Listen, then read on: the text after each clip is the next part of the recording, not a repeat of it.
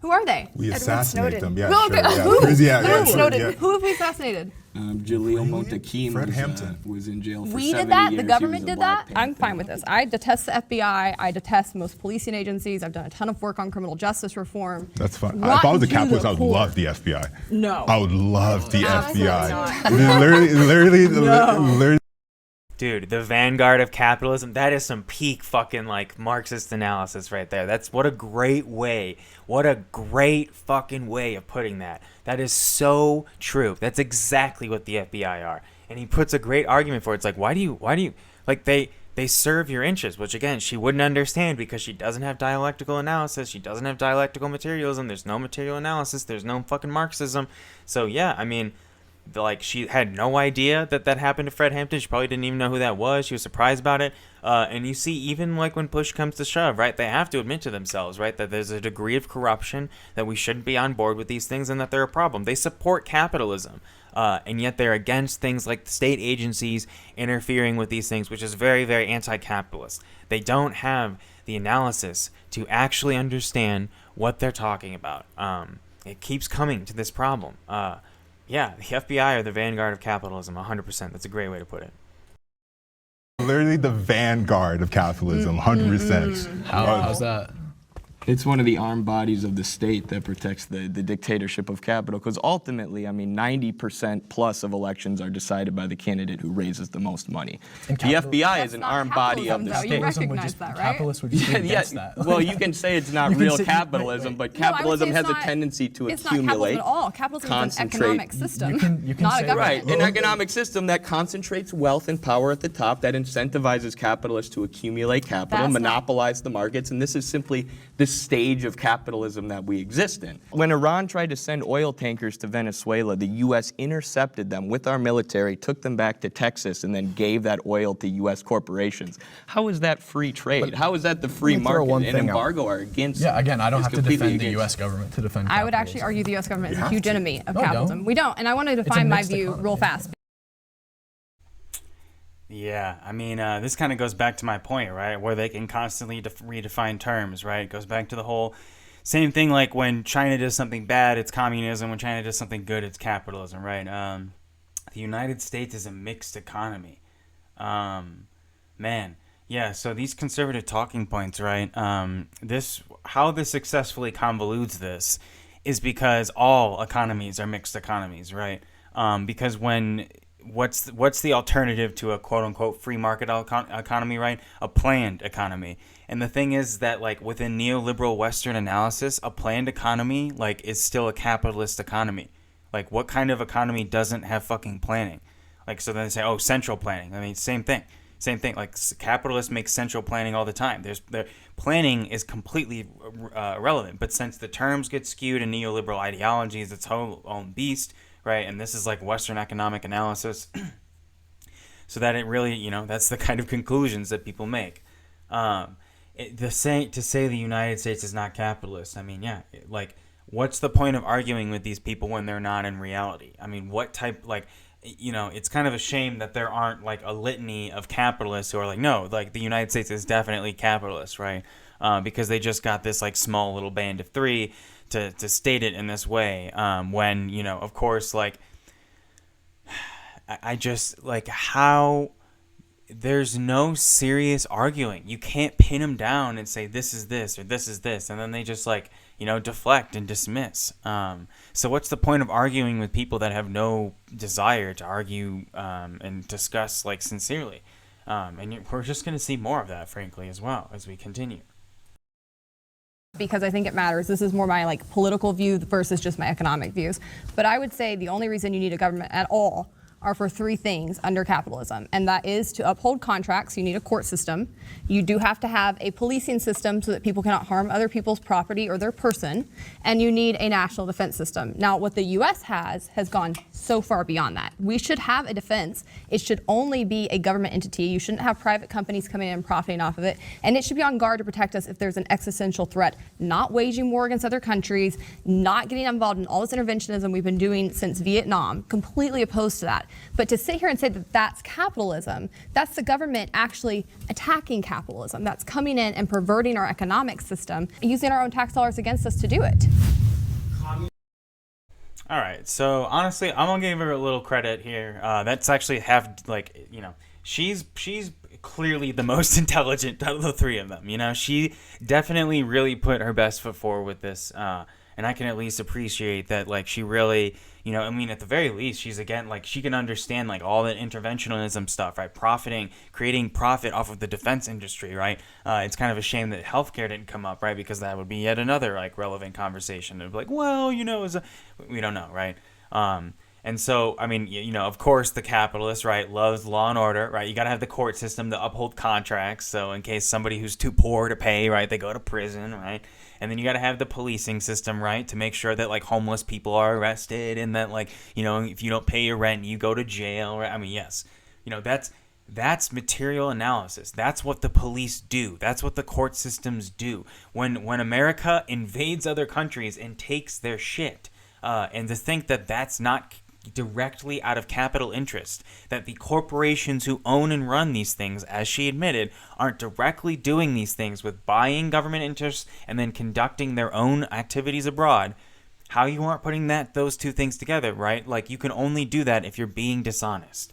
At the very least, right, it's good to see that, like, they don't support that stuff, but it's like, I don't know, man, it feels kind of like mood or flaccid, right? Like, there's going to be all kinds of other ridiculous contexts where they're like, yeah, no, that's fine, right?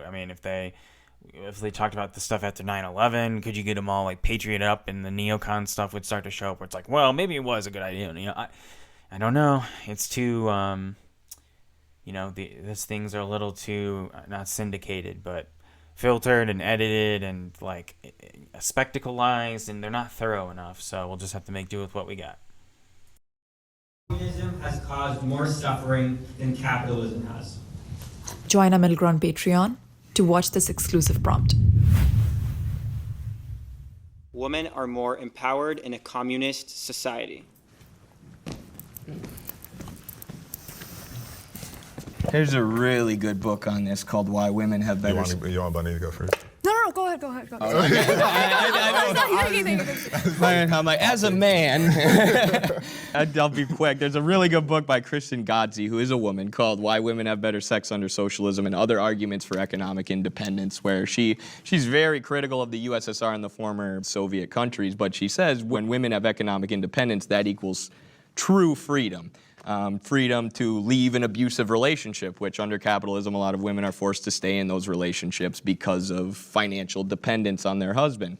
Women are discriminated against in the free market system because they have babies. Women can get pregnant. So if you're a boss, who are you more likely to hire? A good worker who's a woman who might get pregnant for 9 months and have to go on maternity leave, or a man who's not going to get pregnant? It's just a natural biological advantage to men in. Yeah, it's just a small thing to note here. It's even worse in America because we don't have, like, comprehensive maternity leave.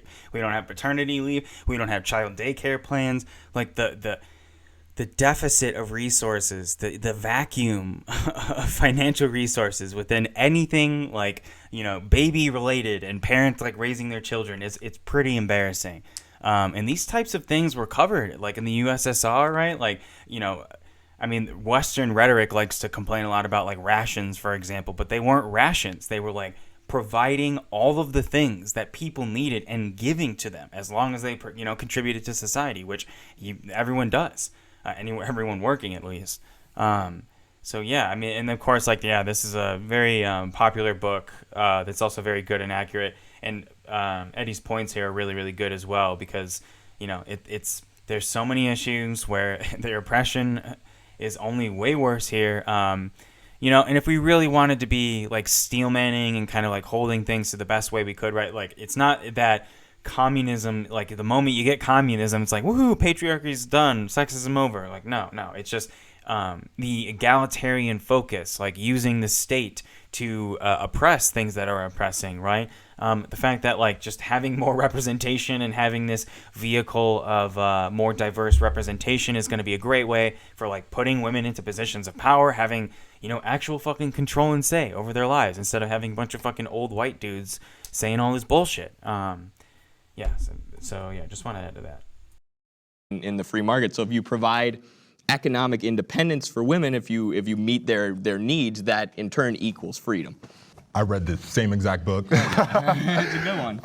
The idea that only the man be able to get all the funds revenue for the family unit, the idea that it's a woman's job not only to work as well, but they'll also take care of the family at home. I can't think of a better example. Nuclear family was literally forced onto Americans. Like, they had posters for it everywhere. Like, like how's that freedom? So let's say the US had 1 billion people. How would you do to limit population? This is a prime example, right? How would they do it? I don't think they'll do it any differently than one-child policy. Like, let's be realistic. If you gave the US 1 million people, what are they gonna do? They'd probably just let them starve. It's such a shame that because the conversation would be so much better if it was just these communists, man. Like even the vibes are better, man. Like the vibe is better.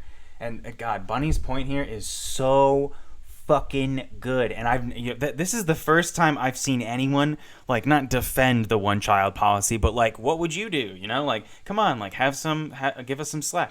And yeah, like totally agreed, right? Like if you had 1 billion fucking people and they're like, shit, what do we do? Well, I guess everybody only has 1 kid, and then yeah, I mean, it's it's just, I'm just glad to see that this ended up getting, brought up as well, because, policy failures are taken as L's against communism. Like capitalist state governments aren't regularly doing all kinds of policy L's, from taking away fundamental resources, to putting Japanese people in internment camps, to wiping indigenous Americans off the face of the fucking planet. I mean, this is, but of course that's not capitalism, right? And the joke here that they probably just let them starve. Yeah, that's big true. Capitalists wouldn't agree, but anybody who's worth their salt and understands history fucking knows that that's exactly what would happen. As it, like, in Palestine right now, children starving to death or getting bombed to death, right? Like, it's, you'd have to be truly naive to think differently. Oh, But in China, they're like, we got to ration goods to make sure we feed everyone. Yeah. Circumstances were slightly different. They had to make choices, might not have been the best choices, but if given the same circumstance in the US, maybe they would have done something similar. Communism in China was truly communism in the beginning. So let's look at the beginning. So my mom was really young during that time, but at least she saw what women were empowered to do. At the time, yes, they took all resources and pulled it together and divided it equally, but women were truly equal in the beginning of China and Cultural Revolution. Women had the same rights as men. They did the same jobs as men, because more labor, the better, right? So everyone had the same roles, same jobs, and there was true equality until capitalism socialism and capitalism got introduced. Now in China, there's no equality. I truly think because more freedom, more trade.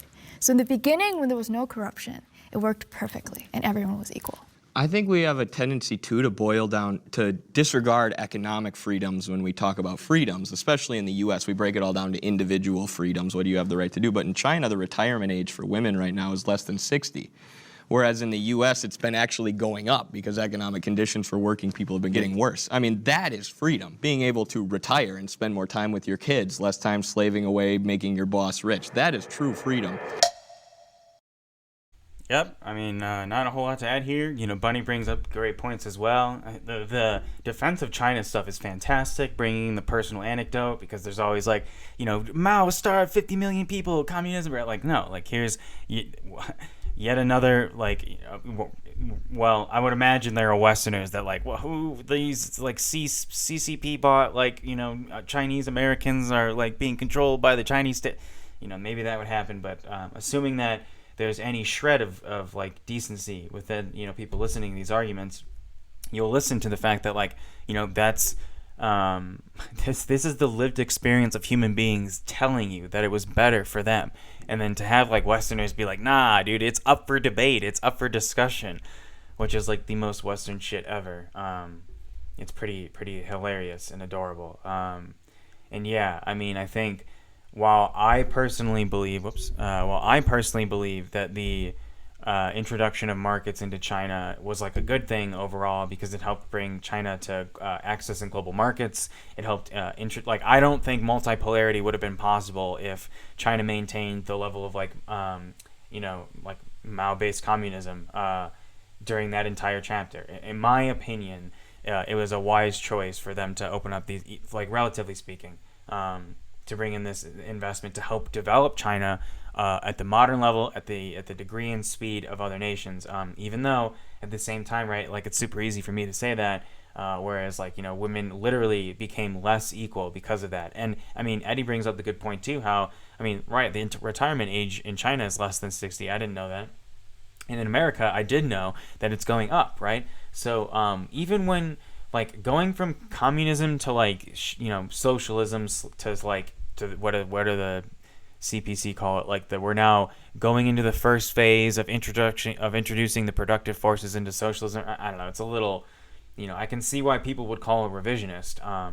But, like, you know, you have that kind of development of going, like, you know, communist to, like, half socialist. And then in America, you get, you know, capitalists becoming even more capitalist. And the trend stays the same. The amount, but in both relationships, when you introduce more capitalist relations, women's status gets worse and worse. Even though, yes, I'm saying that I'm glad China, I agree with China's policy that they open up I don't think they had a choice. They were so constrained by embargoes, by international presence, and when the USSR, like, you know, collapsed, quote unquote, was illegally dissolved, is what happened. Then they were even more thrown out to the wolves, and this was like way after the split as well. I mean, China was in a rut, like, it's so easy, man, for people to be so critical of China. Like, people are like, wow, the one-child policy really didn't work out in China. And then you'd be like, well, at least we didn't wipe out 90% of the indigenous population.